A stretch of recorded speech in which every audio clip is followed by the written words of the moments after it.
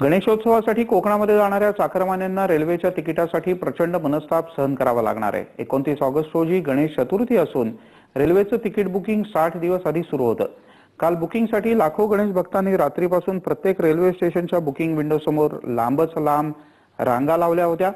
पण प्रत्यक्ष बुकिंग सुरू झाल्यानंतर पहिल्या क्रमांकाच्या गणेश भक्ताला 300हून अधिक वेटिंग लिस्ट असलेलं तिकीट मिळालं। त्यामुळे तिकिटासाठी रांगेत उभे असलेल्या लोकांची मोठी निराशा झाली।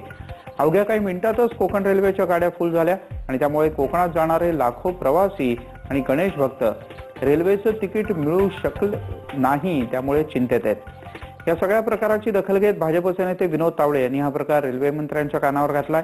दलालांच्या रॅकेटमुळे सर्वसामान्यांना तिकीट मिळत नसल्याचा आरोप तावडे यांनी केला आहे।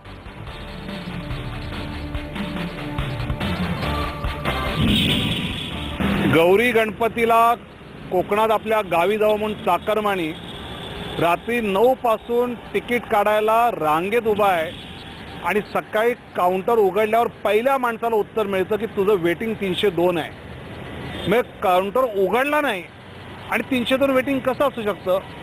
तर याचा अर्थ जे इलेक्ट्रॉनिक बुकिंगचे एजंट आहेत त्यांनी काहीतरी एक वेगळं सॉफ्टवेअर तयार केलं आहे की 12 वाजल्यानंतर रात्री तारीख बदलली की ते या सॉफ्टवेअरच्या माध्यमातून या गाड्यांचं बुकिंग करतात आणि नंतर हा काळा बाजार करतात। मी ताबडतोब रेल्वे मंत्री गौडासाहेबांशी बोललो, त्यांना पत्र पाठवलं आणि ह्यामध्ये काय काळाबेर आहे, कोण भ्रष्टाचार करतं, कोण भानगडी करतं याची चौकशी करावी अशी मी मागणी केली आहे।